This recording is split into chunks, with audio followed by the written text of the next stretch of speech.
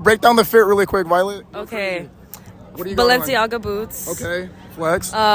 This is a ego bodysuit, and then the narcissist jacket right here. Narcissist jacket? 150 right here, bro. Best jacket. Obviously, it's keeping me warm.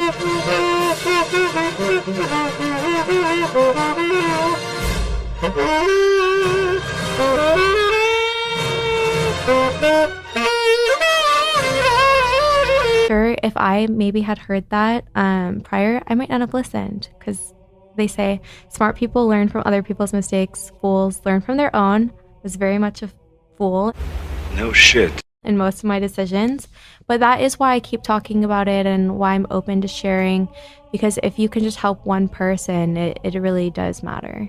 Even with all the success that you've had, you're an incredible mother now, businesswoman, you're working with Playboy, you still look back on that and you still feel ashamed?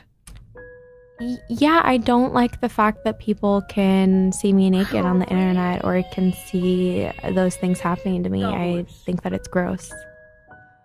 That is crazy that you can build this whole life and you still feel ashamed. I mean, I'm proud of myself and what I've done, and I wouldn't take anything back. However, it's not like I like the idea that people can view that of me. I personally, those videos make me want to throw up. Taylor is going to think differently after this episode. No, I don't. Not me. My perception has not changed one bit, because this is the position of the majority of Western girls within 5 to 10 years. Mark my words. And gentlemen, when you are born into the world, you are granted a ticket to the freak show.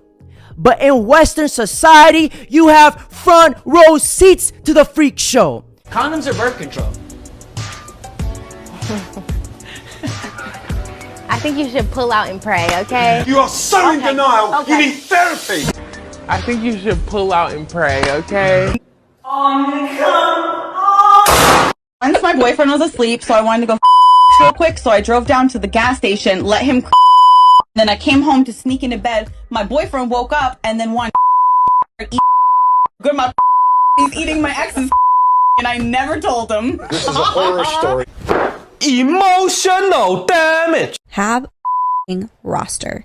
Have a roster. So if guy number 1 is busy, you hit up guy number 2.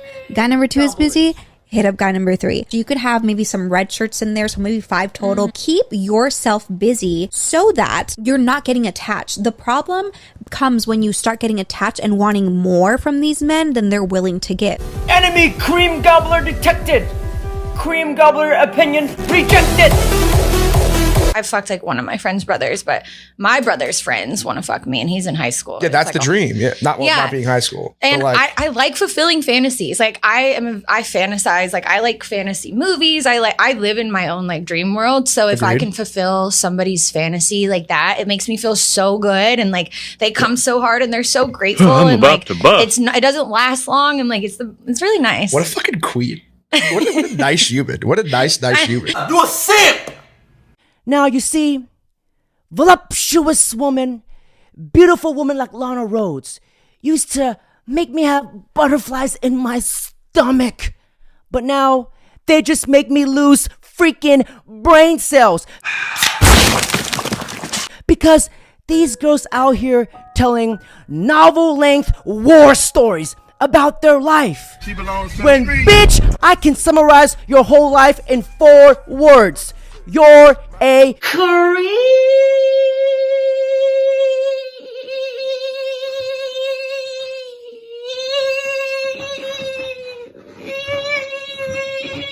Gobbler. The only reason why Lana Rhoades is saying all this mumbo jumbo, because she is starting to realize that her past has consequences and it is affecting her relationships, and her child has to be a victim of it.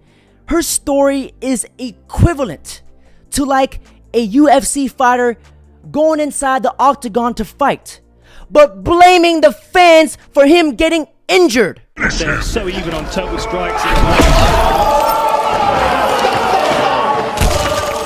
It was the fans' fault. It was his fault I got knocked out.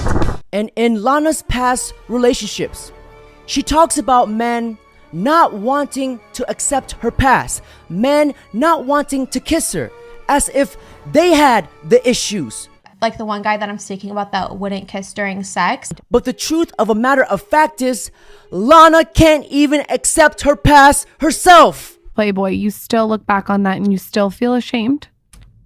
Yeah, I don't like the fact that people can see me naked. However, there are guys who probably, like the one guy that I'm speaking about that wouldn't kiss during sex, he probably was thinking of me because of who I am as a whore and that he just me. I don't want to kiss those dirty lips. Miss Lana Rhoades, when a man does not want to kiss you, it's because maybe there is an image in the back of his mind of you swallowing and drinking gallons and gallons of another man's man chowder. And Miss Lana Rhoades, you have probably swallowed more children than all the children combined at the child's daycare center. So when a man does not want to kiss you, he does not have issues. He is just an honorable man with dignity and self-respect. Which isn't true because this guy has ran through all of LA. You guys know what I'm talking about. Like, I'm lucky that I didn't kiss those lips because I probably have something. Well, no, I think some guys... You fucking donut. The more I hear these girls talk, the more I start to believe that their brains stopped developing at the age of 10. Fuck me. Am I the only one that believes this? Because I just love it how some females are now more woke, more aware, more ashamed after the consequences they have to pay. And I know why, because Aristotle once stated that trust not a woman for she weeps, but it is her nature to weep when she wants her will.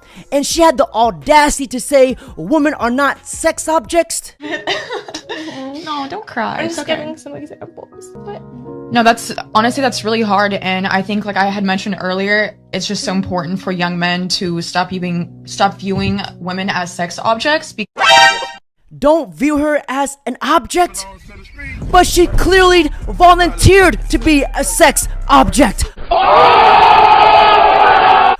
What the tits? And gentlemen, Lana Rhoades' kid damn near came from a hole that had at least a cajillion of meat missiles launched in that thing. Lana Rhoades' kid is pretty much a group project. Whole world, look around you. Look at this. We created this. This didn't exist before we were here. Look around at the square. I promise you right now, we did this. Doesn't matter what anybody says. They can say it's disrespectful. And when Lana's kids say, "Daddy," Oh my daddy! This is what happens.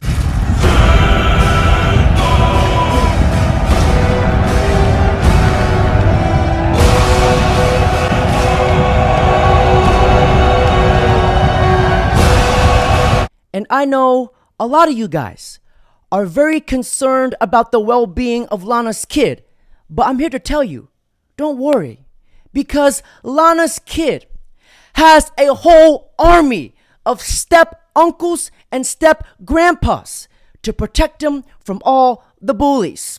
And now, gentlemen, may I share this quote with you guys? Your character is not defined by the things that you say, but the things that you do. And when it's time for these cream gobblers to get married, they want to be retired cream gobblers. Now all of a sudden, they want to look for the nice guy. What's the difference of being pushy/aggressive and being alpha when picking up girls? When I think of alpha male, I think of a guy that's entitled or like a misogynist man.